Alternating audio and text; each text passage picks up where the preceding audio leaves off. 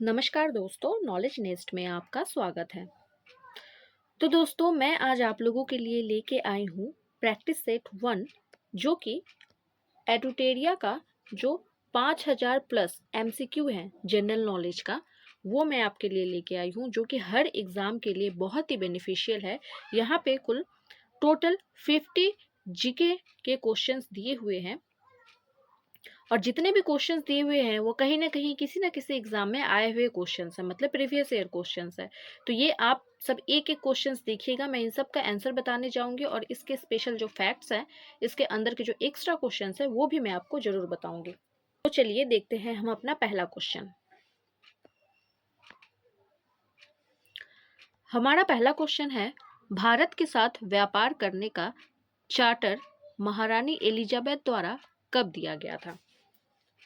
Option A 31 जनवरी 1601, 31 दिसंबर 1600, 1 जनवरी 1600 या 30 मार्च 1610। तो इसका आंसर क्या होगा? इसका आंसर हो जाएगा ऑप्शन बी 31 दिसंबर 1600। ठीक है। और इस समय जब व्यापार करने का जो चार्टर एलिजाबेथ द्वारा दिया गया था, तो उस समय मुगल शासक भारत में कौन थे? तो उस समय मुगल शासक भारत में थे अकबर। कौन थे? उस समय मुगल शासक थे अकबर, ये याद रखिएगा।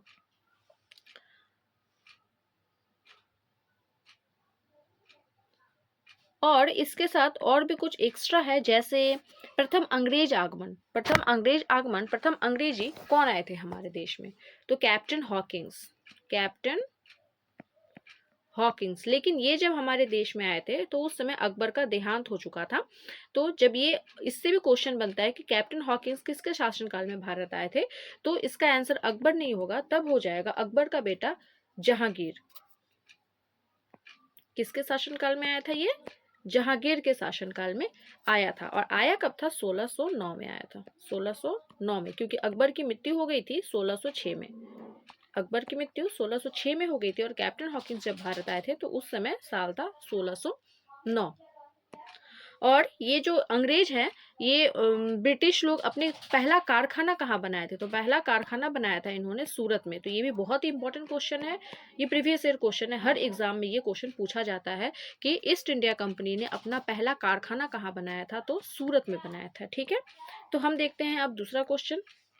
भारतीय राष्ट्रीय आंदोलन के प्रारंभ से ही उग्र राष्ट्रवादियों का भी वर्ग था, निम्न में से कौन शामिल नहीं था? मतलब यहाँ पूछा जा रहा है कि इन चारों जो ऑप्शन दिए हुए हैं, इन चारों में से कौन उग्र राष्ट्रवादियों में शामिल नहीं थे? तो हमारा ऑप्शन है बाल गंगाधर तिलक, लाजपत राय, गोविंद रानाडे या बिपिन चंद्र पाल। तो इन चारों में उग्र राष्ट्रवादी में शामिल कौन नहीं थे? महादेव गोविंद रानाडे। मतलब महादेव गोविंद रानाडे ये नरमपंथी दल के नेता थे। ठीक है, ये नरमपंथी थे। बाकी जो बाल गंगाधर तिलक, लाजपत राय और बिपिन चंद्रपाल है, ये तीनों हमारे गरम मतलब उग्र राष्ट्रवादी थे। उग्र राष्ट्रवादी का काल कब से कब तक माना जाता है? तो 1885 से 1905 तक। और नरमपंथी का काल अगर माना जाए तो ये 1905 से 1919 तक। ठीक है। देखते हैं अगला क्वेश्चन। 1916 में कांग्रेस और मुस्लिम लीग के बीच लखनऊ समझौता हुआ था, उसके कौन से परिणाम बाद में घातक सिद्ध हुए थे? तो इसका आंसर हो जाएगा ऑप्शन सी, कांग्रेस द्वारा मुसलमानों के प्रति संतुष्टिकरण की नीति का आरंभ। व्यक्तिगत सत्याग्रह किस गवर्नर जनरल के काल में हुआ था? Lord Wavell, Lord Wellington, Lord Linlithgow, Lord Mountbatten. तो इसका आंसर हो जाएगा option C, Lord Linlithgow. Lord Linlithgow के शासनकाल में व्यक्तिगत सत्याग्रह का काल हुआ था। व्यक्तिगत सत्याग्रह 1940 में अपनाया गया था, और उस समय हमारे गवर्नर जनरल थे लॉर्ड लिनलिथिगो, और नेता कौन थे? महात्मा गांधी। और व्यक्तिगत सत्याग्रह अपनाने वाले प्रथम नेता विनोबा भावे। अगर पहला नेता पूछा जाए तो वो कौन थे? विनोबा भावे थे। विनोबा भावे। दूसरे नेता जवाहरलाल नेहरू। ठीक है, दूसरे नेता कौन थे? जवाहरलाल नेहरू। लॉर्ड वेलिंगटन का शासनकाल कब से कब तक था? ये भी बहुत इंपॉर्टेंट है। लॉर्ड लिनलिथिगो का शासनकाल कब से कब तक था? तो लॉर्ड लिनलिथिगो का 1936 से 43 तक था। ठीक है, 1936 से 43 तक था। नेक्स्ट क्वेश्चन है, भारतीय राष्ट्रीय कांग्रेस की पूर्ववर्ती संस्थाओं में सबसे पहली और प्रमुख संस्था थी। तो सबसे पहली और प्रमुख संस्था कौन सी थी? British India association. British India association. और ये कब स्थापित किया गया था? 1851 में स्थापित किया गया था, राधाकांत देव जी के द्वारा। 1851 में राधाकांत देव जी के द्वारा। नेक्स्ट क्वेश्चन है, साइमन कमीशन की सिफारिशों के संदर्भ में निम्नलिखित में से कौन सा एक कथन सही है? इसने प्रांतों में द्वैत शासन को उत्तरदायी सरकार द्वारा प्रतिस्थापित करने की संतुष्टि की। इसने गृह विभाग के अधीन अंतर प्रांतीय परिषद स्थापित करने का सुझाव दिया। इसने केंद्र में द्विसदन विधायिका के उन्मूलन का सुझाव दिया। इसने भारतीय पुलिस सेवा इस प्रावधान के साथ सृजित करने की संतुष्टि की कि ब्रिटिश भर्ती का भारतीय की तुलना में वेतन और भत्ता अधिक होगा। तो इसका आंसर हो जाएगा ऑप्शन सी, इसने केंद्र में द्विसदन विधायिका के उन्मूलन का सुझाव दिया था। Dadabhai Naoroji British House of Commons के लिए चुने जाने वाले पहले भारतीय थे। उन्होंने किस पार्टी के टिकट पर चुनाव जीता था? लेबर पार्टी, कंजर्वेटिव पार्टी, निर्दलीय पार्टी या लिबरल पार्टी? इसका आंसर है लिबरल पार्टी। भारत पर हुनों का प्रथम आक्रमण किस शासन के समय हुआ था? समुद्रगुप्त, कुमारगुप्त, स्कंदगुप्त या नरसिंहगुप्त? इसका आंसर है स्कंदगुप्त। स्कंदगुप्त के शासनकाल में भारत पर हुनों का प्रथम आक्रमण हुआ था। ऐहोल अभिलेख किस शासक से संबंधित है? स्कंदगुप्त, हर्षवर्धन, पुलकेशिन द्वितीय या रुद्रतामन? तो इसका आंसर है पुलकेशिन द्वितीय। ऐहोल अभिलेख पुलकेशिन द्वितीय से संबंधित है।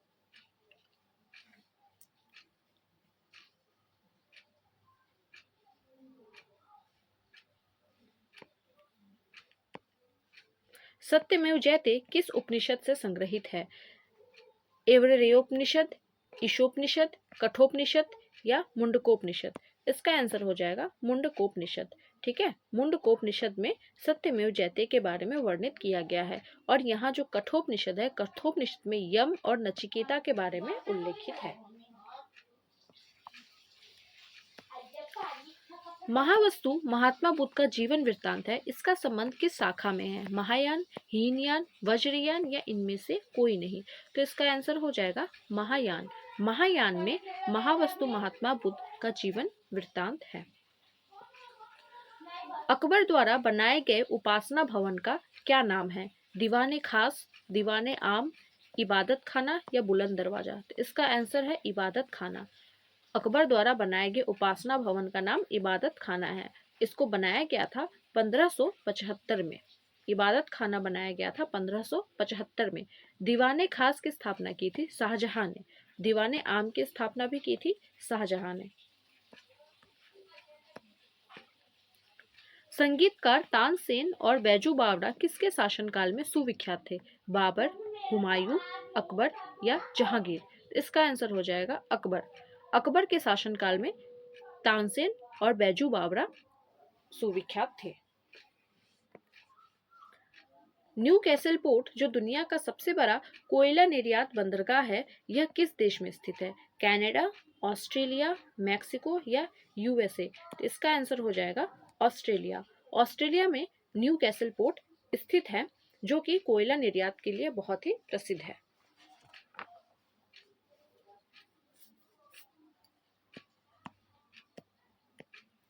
देशांतर रेखाओं के संबंध में कौन सही है?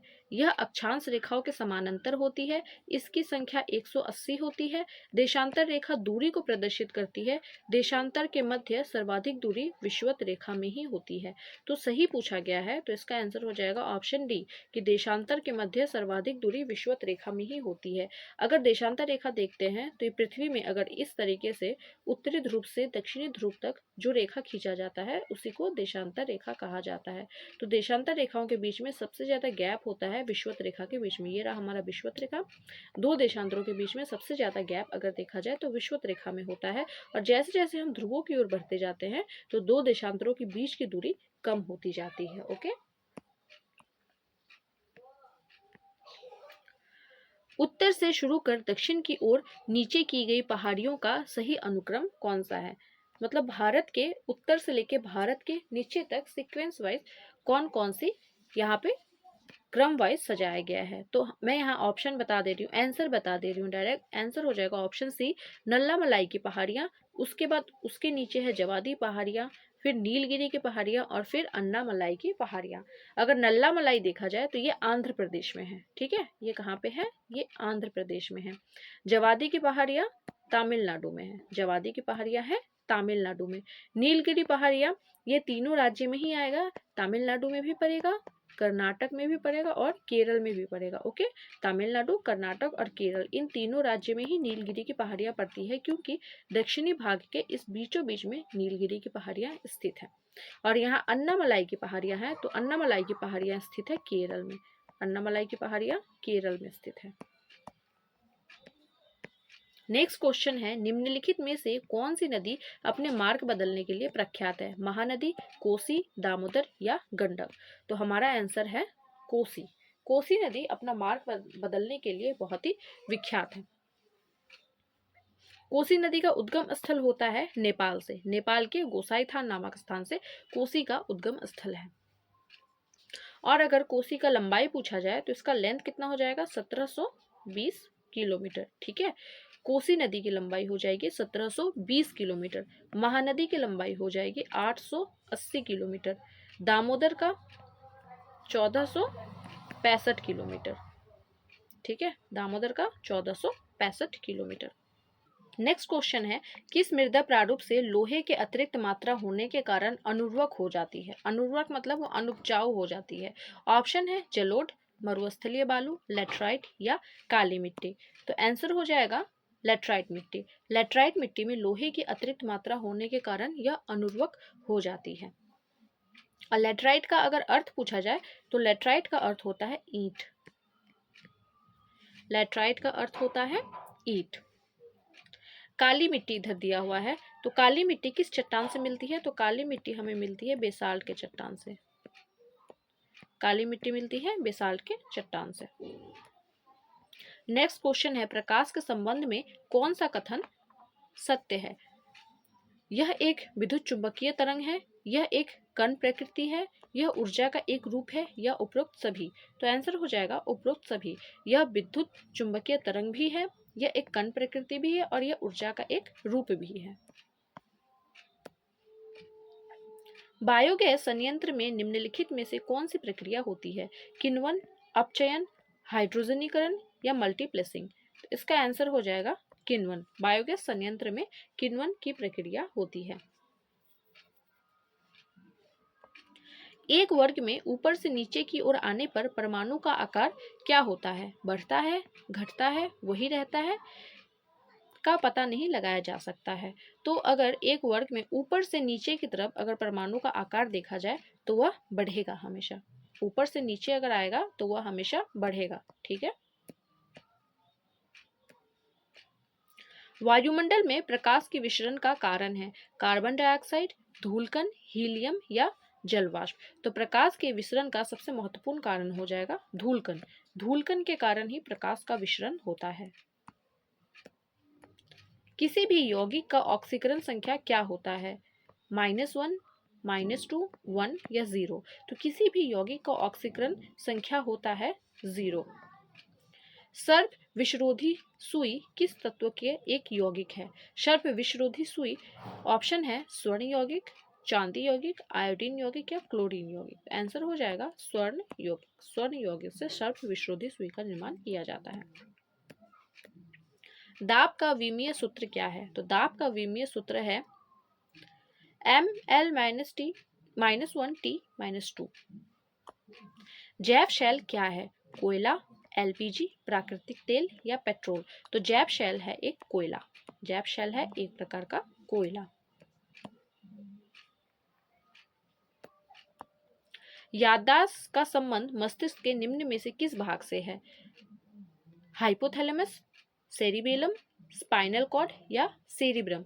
तो अगर याददाश्त से रिलेटेड पूछा जाए तो इसका आंसर हो जाएगा सेरिब्रम। तो सेरिब्रम ही से ही हमारा याददाश्त रिलेटेड है।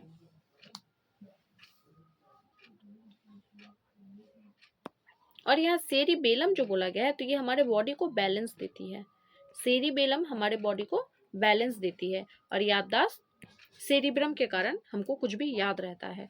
और यहाँ हाइपोथैलेमस जो है वो हमारे बॉडी के अंदर आंतरिक दर्द का अनुभव कराती है। हाइपोथैलेमस आंतरिक दर्द का अनुभव कराती है। एक जीवाश्म पक्षी का नाम बताएं जो एक पक्षी की तरह दिखता है लेकिन सरीसृप जैसी अन्य विशेषताएं होती है। डोडो, आर्कियोप्टेरिक्स, राजहंस या माउस बर्ड? तो इसका आंसर हो जाएगा आर्कियोप्टेरिक्स। इसमें दो क्वालिटीज दिखते हैं, एक पक्षी वाला और दूसरा सरीसृप वाला। मतलब देखने में तो ये पक्षी की तरह है लेकिन इसके अंदर जो क्वालिटीज है वो एक सरीसृप प्राणी जैसी है। मानव शरीर में सर्वाधिक मात्रा में पाए जाने वाला तत्व कौन सा है? H2, O2, N2 या C? तो हमारा आंसर हो जाएगा O2, ऑक्सीजन। हमारे शरीर में सबसे ज्यादा मात्रा में पाए जाने वाला तत्व है ऑक्सीजन।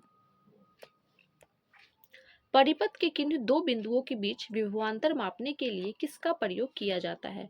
अमीटर, वोल्टमीटर, धारा नियंत्रक या इनमें से कोई नहीं? इसका आंसर हो जाएगा वोल्टमीटर। वोल्टमीटर किन्हीं दो बिंदुओं के बीच विभवांतर मापने के लिए प्रयोग किया जाता है। आपातकाल के दौरान मौलिक अधिकारों का निलंबन कौन कर सकता है? तो आपातकाल के दौरान कौन कर सकता है? हमारा ऑप्शन पहले देख लेते हैं, संसद, केवल लोकसभा, भारत का राष्ट्रपति या मंत्रिमंडल? तो आंसर हो जाएगा भारत का राष्ट्रपति। भारत का ही राष्ट्रपति आपातकाल के दौरान मौलिक अधिकारों का निलंबन कर सकता है। यहाँ पे हमारे संविधान में 3 तरह के आपातकाल के बारे में बोला गया है जिसके आर्टिकल्स है 352, 356 और 360। और यहाँ निलंबन के बारे में तो ये है आर्टिकल हमारा 19। किस आर्टिकल को निलंबन कर सकता है? तो आर्टिकल 19।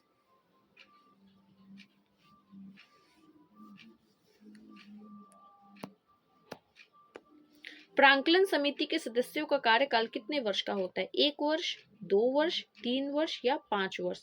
तो इसका आंसर होगा 1 वर्ष। तो प्रांकलन समिति के सदस्यों का कार्यकाल 1 वर्ष का होता है।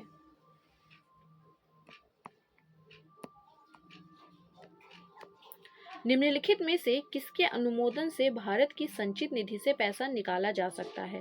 केंद्रीय वित्त मंत्री, भारत के प्रधानमंत्री, भारत के राष्ट्रपति, भारत की सांसद? आंसर है भारत की सांसद। भारत की संसद, भारत की संसद के द्वारा ही भारत की संचित निधि से पैसा निकाला जा सकता है। भारतीय संविधान में विधि के समक्ष समता किस देश के संविधान से लिया गया है? अमेरिका के संविधान से, जापान के संविधान से, जर्मनी के संविधान से या ब्रिटेन के संविधान से? हमारा आंसर हो जाएगा ब्रिटेन के संविधान से।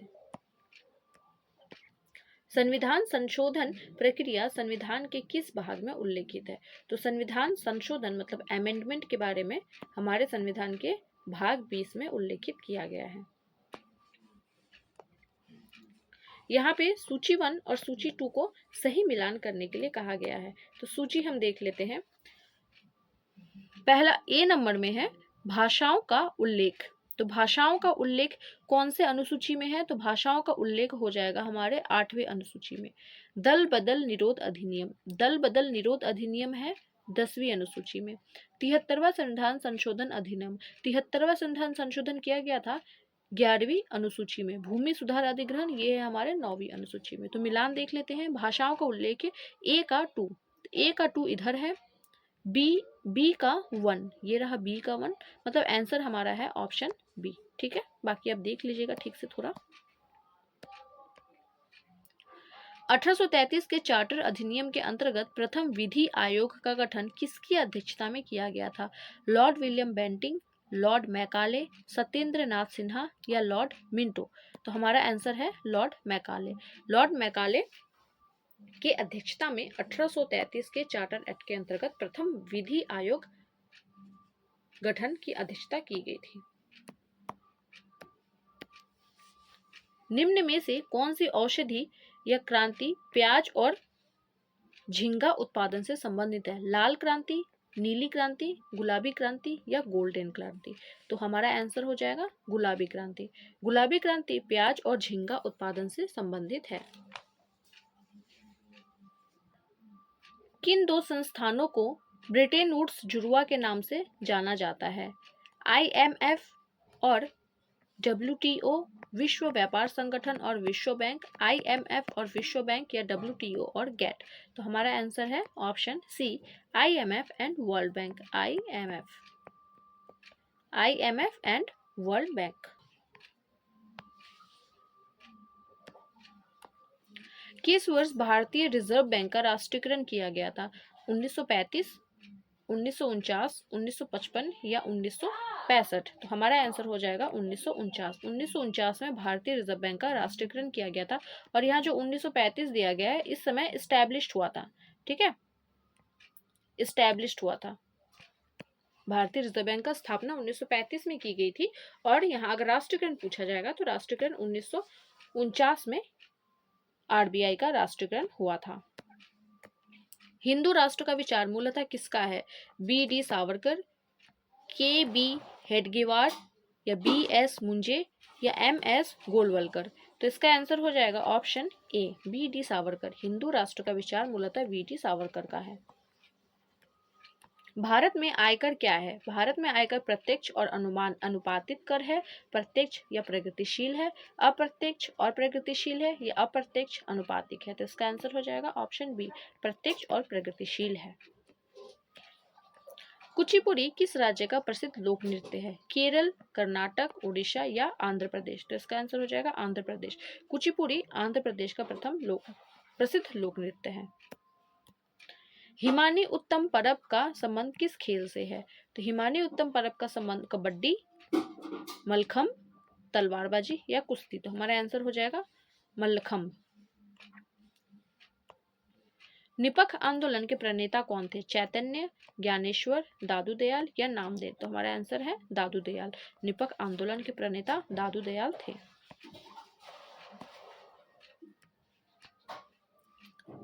ड्रकमा सिक्का किसने चलाया था? ग्रीक, शक, सीथियन या कुषाण? तो आंसर हो जाएगा ग्रीक। ड्रकमा सिक्का ग्रीकों ने चलाया था। बाढ़ के दौरान हर वर्ष नए एलुवियन का जमाव जो मिट्टी की उर्वरता को बढ़ाता है, उसे क्या कहते हैं? खादर, उर्वरा, रेगू या उसरा? तो इसका आंसर हो जाएगा खादर। वह समुद्री सीमा जहां तापमान तेजी से कम होता है, हेलोकलाइन, थर्मोस्फेयर, थर्मोकलाइन या हेलिस्फेयर? तो इसका आंसर हो जाएगा थर्मोकलाइन। बेसल मापदंड संबंधित है बैंकिंग क्षेत्र से, कर से, पूंजी बाजार से या बीमा क्षेत्र से? तो बेसल मापदंड संबंधित है बैंकिंग क्षेत्र से। इंग्लिश में पहली बार औद्योगिक क्रांति शब्द का प्रयोग किसने किया था? जॉर्ज मिशेलेट ने, ऑलिवर गोल्डस्मिथ ने, फ्रेडरिक एग्लस ने या अर्नाल्ड टायम्बी ने? तो इसका आंसर हो जाएगा अर्नाल्ड टायम्बी ने। यहाँ पे टोटल 50 क्वेश्चंस कंप्लीट हो गए हैं। इधर देखिए, इधर को रैपिड फायर के जैसे स्मरणीय तथ्य दिए हुए हैं एडुटेरिया की तरफ से। ये मुझे सबसे बेस्ट लगता है क्योंकि ये रैपिड फायर जैसा है। आप एक बार अच्छे से देख लेंगे तो जो भी आपका पढ़ा हुआ है वो अच्छे से रिवाइज हो जाएगा।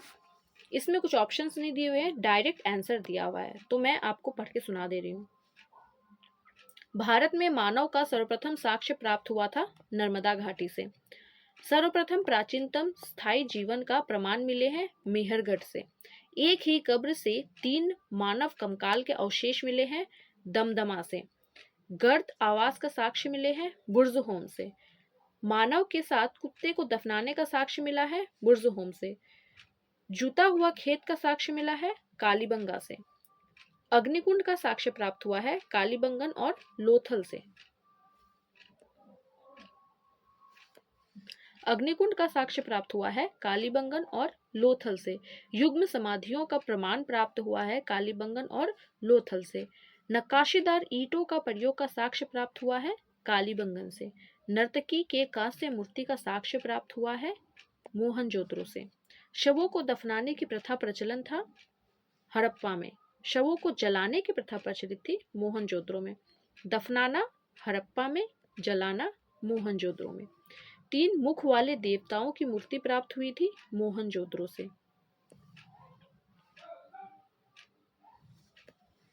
मिट्टी द्वारा निर्मित हल का साक्ष्य प्राप्त हुआ था वनावली से। उन्नत जल प्रबंधन का साक्ष्य मिलता है धौलावीरा से।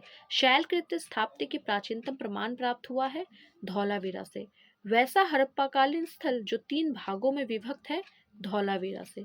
कृषि का प्रथम साक्ष्य प्राप्त हुआ है मेहरगढ़ से। चावल का प्राचीनतम साक्ष्य प्राप्त हुआ है कोल्डिहवा से। आग का आविष्कार हुआ है पूरा पाषाण काल में। पहिए का आविष्कार हुआ है नव पाषाण काल में। मानव द्वारा सर्वप्रथम प्रयुक्त अनाज था जौ। मानव द्वारा सर्वप्रथम प्रयोग में लाया गया धातु तांबा। राष्ट्रीय मानव संग्रहालय भोपाल में स्थित है। सिंधु सभ्यता के प्रमुख बंदरगाह थे लोथल और सुतकोटदा। लोथल और सुतकोटदा। हड़प्पा और मोहनजोदड़ो को संयुक्त या जुड़वा राजधानी कहा था पिकगढ़ ने। तो देखिए कितना अच्छे तरीके से यहाँ पे सारे वन लाइनर दिए हुए हैं। अगर आप इसको याद कर लेते हैं तो आपका बहुत ही अच्छे से रिवीजन हो जाएगा।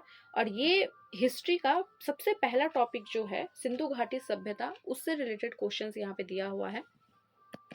तो इस वीडियो को बहुत ही अच्छे से देखिएगा। अगर दोबारा देखना पड़े तो दोबारा देखिएगा। रिपीटेड फॉर्म में स्पीड करके 2x पे भी आप देख सकते हैं, जिससे आपका रिवीजन बहुत ही अच्छे तरीके से हो जाएगा। अगले वीडियो में मैं इसका पार्ट 2 लेके आऊंगी, मतलब सेट 2 लेके आऊंगी। यहाँ पे कुल 50 सेट है। तो आज मैंने इसका पहला वाला सीरीज शुरू किया है, सेट 1 शुरू किया है। नेक्स्ट डे हर एक दूसरे दिन या 2 दिन बाद मैं कोशिश करूंगी कि इसका हर एक सेट लाते रहते। कुल मैं 50 सेट कंप्लीट करा दूं। 50 सेट कंप्लीट करने से हमारा कुल 5000 MCQ कंप्लीट हो जाएगा। 5000 MCQ कंप्लीट करना मतलब बहुत बड़ी बात है। इसमें से हर एग्जाम में कुछ ना कुछ कॉमन तो जरूर ही आएगा। और क्वेश्चंस का आप लेवल भी देख सकते हैं, कितना अच्छा अच्छा क्वेश्चन यहाँ पे दिया हुआ है एडुटेरिया की तरफ से। वीडियो को लाइक और शेयर जरूर कीजिएगा और नेक्स्ट वीडियो में भी मेरे साथ जुड़े रहिएगा। देखने के लिए बहुत बहुत धन्यवाद।